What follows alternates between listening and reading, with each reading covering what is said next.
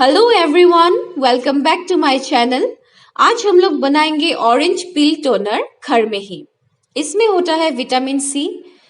ये large pores को shrink करता है, एक्ने और पिंपल से बचाता है स्किन को और डार्क स्पॉट्स रिमूव करता है।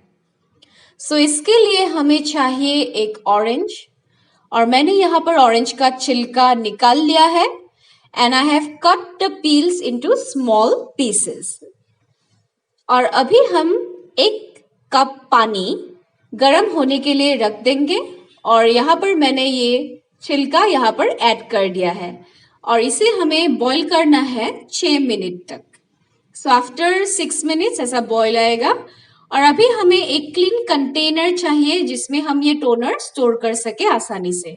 सो आप लोग भी ऐसे लिक्विड पार्ट अलग करके निकाल लीजिए और यही टोनर है, बस ये अभी गर्म है तो हमें इसे ठंडा करने के लिए रख देना होगा।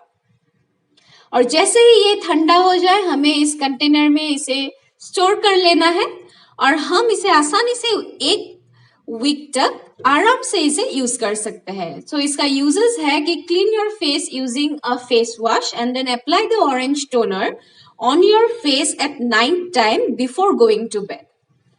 So thanks for watching. Like, comment and subscribe to my channel Richa Sharma. New uploads every week. Till then, tata, bye bye.